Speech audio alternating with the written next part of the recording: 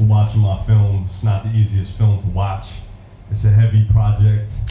I don't know if I felt lighter after making it, you know what I'm saying? But it was just, to me, this was like a careless journal entry. You know, sometimes when I write in my notepad, I just scribble, and it's somewhat illegible to other people, you know? But after making my other film, Black Mother, which I put a lot of effort into, you know, shooting that project in Jamaica it was difficult. I just wanted to make something that was somewhat effortless to me, as a form of just pure expression, whether it would be seen or not. And I shot this film in 2019, which was, you know, right before the pandemic. So it was almost like just making a time capsule. You know, in some aspects of the film, you hear me talking about death and just potentially, like, you know, the person it's dedicated to, he passed away while I was making this project. So this was just more like a journal entry and a poem, a very long form poem. So yeah, I definitely felt like, you know, I have no secrets. I put it all out there on screen. You know, there's a scene where I was even crying with my ex-girlfriend, you know. I stepped out my comfort zone, but it's a once-in-a-lifetime film. You know, now I'm going back to making more concise projects with definitive narratives to it. And how did you prepare the movie? Because I guess there were no script, but how did you start it to, like, the day by day or by the first idea? How did you imagine the movie in this whole movie?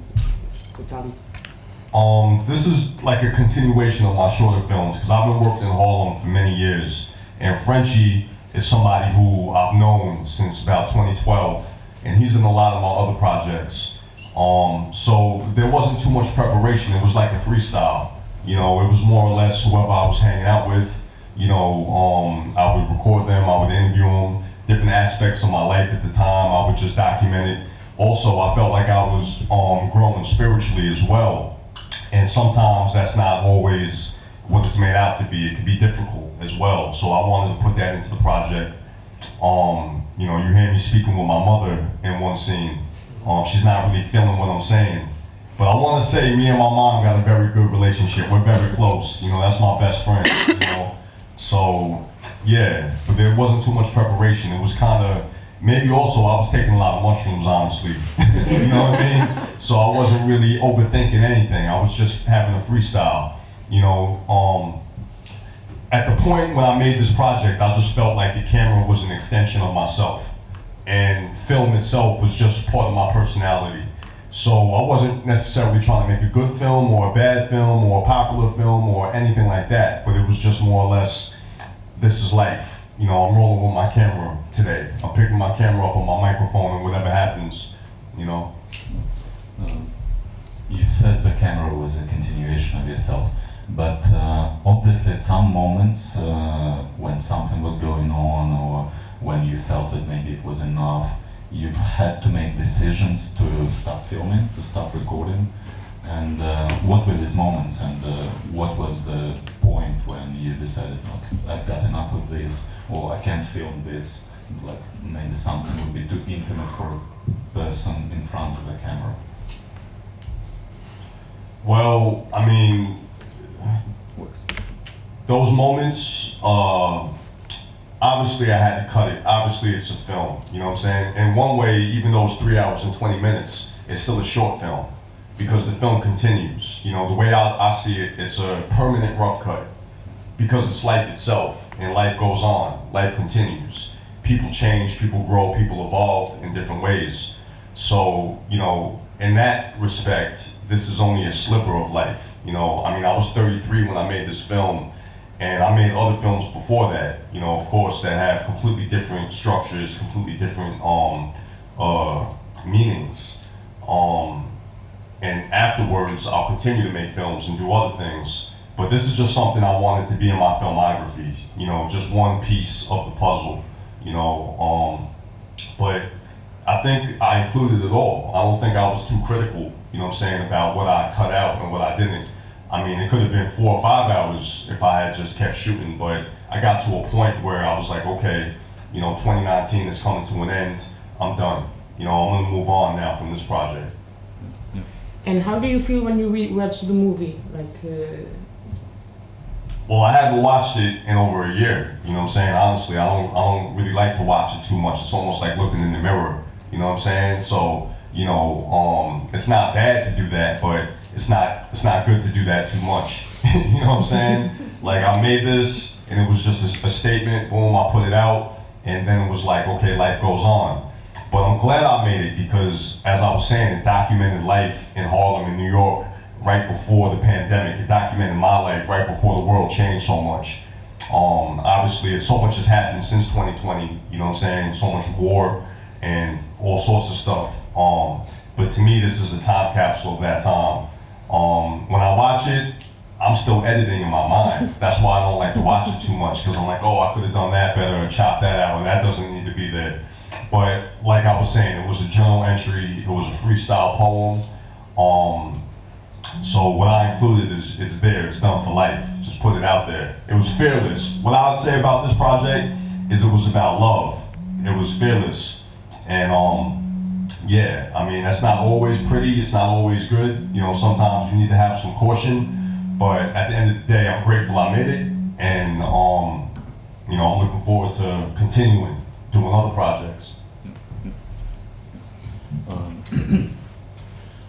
Obviously the sound is very, very important part of all of your films, and this one in particular.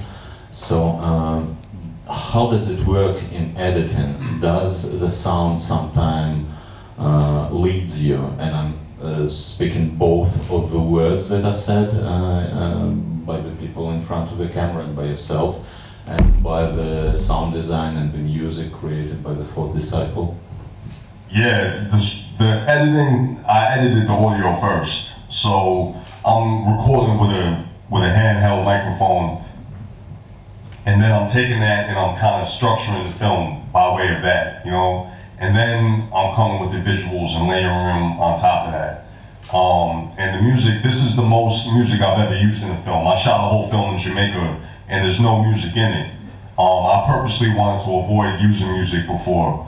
But this was the type of film, I'll tell you, man, there was a time I was in Spain, and I got off the airplane, I was going to a film festival, and I wanted to sleep. But they took me straight to the cinema. And I sat in the back of the cinema and I fell asleep. And halfway into the film, I woke up and it was a warm chair. It was like, you know, a lot of colors coming off of the screen. And I felt so good. I'm like, oh man, I'm in Spain. You know what I'm saying? I got this movie playing. So I wanted to make a film for the audience that could be like that. That you don't need to watch every detail. You could fall asleep. You know, it's okay to do that. You know what I'm saying? It's okay to like not pay attention to every single part of the project.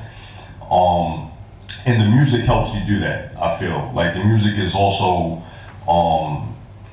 you know, it's like an album. You know, I felt like I was making an album. You know, I'm not a rapper, but I rap with the camera. I'm a visual MC. And I felt like this was that, you know, this was something where people could just, this is like my album, you know what I mean? Yeah.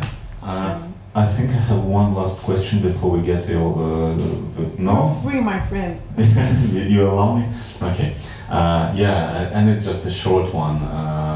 Obviously, you've shown the film to many people that are in the film, but have, and you took him to your house, have Frenchie seen maybe not this film, but the previous films? Or he's not interested in that at all, I don't know. Well, yeah, he's not so interested. I mean, Frenchie is someone I've been documenting for many years. I've given him a book, like my photo book when it came out. I remember giving it to him, and he just put it down on the concrete. You know, he didn't care. He wasn't so interested.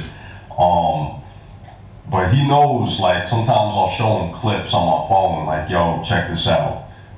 The thing is with Frenchie, his brothers are very wealthy. You know, they're Haitian ministers from Florida.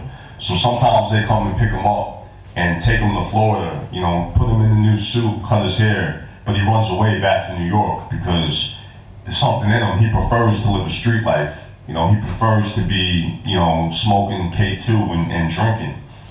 So with Frenchie, it's like a practice of non-judgment. You know what I'm saying? complete acceptance. You know what I mean? I wouldn't really have met Frenchie unless I was a photographer and I had a purpose to like, build a bridge between him and I. You know what I'm saying? Like Harlem is a place that I initially started coming to when I was about 14 for the knowledge. You know, in Harlem you got the Moorish Science Temple, you got the Nation of Islam, you got the Hebrew Israelites that stand on the corner teaching, and of course the 5% Nation. I grew up in the 5% Nation, which is like an offshoot of the Nation of Islam under Elijah Muhammad.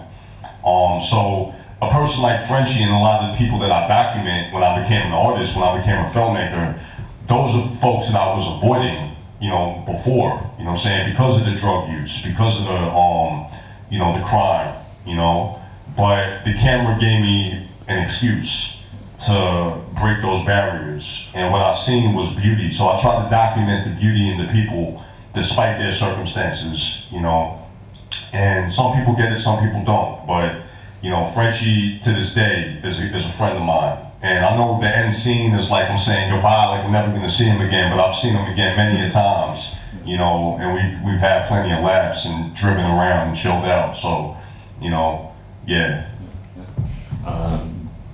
We would love if you have any questions, and I guess you have after 3 hours and 20 minutes. And, maybe not a question, maybe a comment about the film. Yeah. Thanks. Good afternoon. Thank you for this movie, because we have your vision, but mainly it's like a journal with audio. We hear the audio, we hear the story, and then the visuals come to it. I would like to talk about one frame that's about a second and a half, when the guy comes with a bike. I think it's a bike and not a skate, and just crosses when people are just crossing the crosswalk. They just like, and everybody. They don't do anything. It's like this split second, and it's incredible, because you have the night, you have the colors, you have all this grit of the hard life they live. And my question is a bit more technical. It's like you did it with film, but also with digital. I mean, you see the change.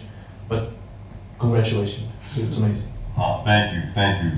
Yeah, that scene, it just happened naturally, just there's so many bikers, there's so many BMX kids in the city popping wheelies, and that's why I love shooting in the city, because like unpredictable things happen, and if you have the camera, you could capture it, So, New York is changing, Harlem is changing so much, and I look at myself as a historian, as a documentarian, so I'm just trying to document and capture life, as it is, raw. And yeah, thank you for your comment. Appreciate you, man. And about the film and digital web. Oh, how do you decide which camera you use at each particular moment? Because you should have like tons of hours of film, and then just slop, and then. Yeah, I have a lot of cameras. I love cameras, man. I would say with the Bolex, with the 16 mil, it had to do a lot more with portraiture, and it's also so expensive, so I would lean on the digital too, as well. But my previous film was multiple formats, so that's something I wanted to continue with, shooting on mini DV tape, VHS tape. It just adds to the different texture, I feel, of the city itself, and of the story that I was trying to tell. There's a lot of stuff going on, and the different forms kind of help to show that diversity of energy. The Bolex film has a whole quality to it, which is like nostalgic, which is beautiful, and then the digital is very raw and kind of like it's not so polished. So I wanted to have all of that, like worlds colliding. In this film, I included my mother, my girlfriend at the time, rappers that I know, homeless people, people in the street. What I was really trying to say is that everybody's equal. We're all the same, you know what I'm saying? Despite our circumstances in life, despite how much money we have or don't have, I was trying to show some very deep relationships, like my relationship with my mom. That's profound for me. reason. Reason, right. Also, shallow relationships with people that I don't really know so much. I'll put that in there as well. It was really supposed to be a form of acceptance, you know. Yeah. Tens uma pergunta? Yes. How was it for you to choose which stories to include in the film? Because obviously you have a lot of material that you have to leave out. Which what, exactly? Which stories to include? Oh, which stories? Yes. Well, the stories that were resonating with me, the things that I was going through is what I really chose to include. Even if sometimes it made me look like a fool, I wanted to include that too. You know what I'm saying? Basically it was just like unfiltered life and the things that had to do with growing up, with maturing, you know, the things that had to do, some of the stuff was just funny. I wanted to include that, you know. It also had to do like with the relationships that I have, you know. I'm friends with a lot of Wu-Tang members. I wanted to put them in the film. I wanted some of their rapping to be in the film. You know, Fourth Disciple scored the film. He's worked, you know, he's a music producer from Wu-Tang Clan. In the beginning, that's him laughing in the beginning. I wanted to kind of bring a lightheartedness to the streets that could be very difficult. You know, I wanted to look at it from a different perspective. I didn't want people to pity the subjects that I'm documenting. But yeah, the story of, I mean, some of it could be elaborated on and expanded, and maybe that's also why I don't watch the film, because I'm saying, oh, I could have used more of this story, you know, or paced it a little bit differently at different times. But yeah, it was just basically like a journal entry. So kind of when you're writing in your journal, you just write what's in your heart, you know, and what you're thinking about. It just comes out on the page. And in that way, it was unfiltered, and it was just like natural for me to just go with whatever was the dominant idea in my mind. Thank you. Maybe anyone else? No? Yeah, please do. This is the last one. I'm sorry, but they're Yeah. telling me they need to. We need to clean up. The thing Ask is, it. the thing is, I entered a bit later on the film. I will have to see it again, like the parts I missed, because I went for lunch in the middle because so I get that. But when I entered, I was listening to how to have a good relationship on the first quarter. It's like, and you go straight into philosophy, and it's a very philosophical film that people thinking about life, people that normally people don't talk with, and they're just saying how we should live life in a good way. And this is like first minute, it was like all in, and the visuals, and all this. I'm curious about also the vignetting you have, like the really like short vignetting. It's really incredible, and the colors that are really saturated. That's really special. Yeah, I put I had an adapter to put like the Bolex lenses on a mini DV camera. Yeah. No, micro four thirds camera. So that caused the vignetting, yeah, because the frame size is 3/4, so it can't really capture the full frame that the lens is built for. But there were a lot of experiments like that, you know. Honestly, I was just having fun with my cameras, trying new things, you know, and seeing what I liked, you know. What was the first part of this question? The philosophy. Oh yeah, the philosophy. Yeah, I mean, we live in that philosophy. We're always thinking like in terms of spirituality and philosophy. Me and my people's always discussing these things. You know, we call it knowledge of self, having self-knowledge. And like I said, I grew up in the 5% nation, which is predicated on something called supreme mathematics. Honestly, this film, there's so much in it that I don't think a lot of people will understand unless they're 5%ers or if they understand that language specifically. But I tried to make it universal still, you know. Even some of the rap songs and some of the raps that are in the project. But yeah, you know, this is the type of film that I also wanted people to think about in 10 years. I wanted to make a project where 5, 10 years down the line, they'll be like, oh, damn, what was that? Like, and see it in different ways throughout their life. And in some ways, I felt like it was the last film I was gonna make, honestly. Like, during that time, like, I had a sixth sense of 2020 that something terrible was gonna happen. And the other thing is, a couple of my friends had passed away in 2019, two of them. Two very close friends for over 20 years, you know, died. And I was leaning on the camera, I was leaning on filmmaking at the time as a form of therapy, as a form of self-expression, to have something to do, you know what I mean, instead of just soaking in that. So yeah, philosophy and all these things, thinking about life and death, you know, all of those are prominent ideas in this film. But ultimately, like, I hope that people remember it, you know what I'm saying, and think about it. And, you know, I'm saying that I'm Christ in the film, but I don't mean to say that in any type of special way. You're Christ, he's Christ, we're all God's son. All of us are one. And ultimately, that's the message, you know what I mean? For real.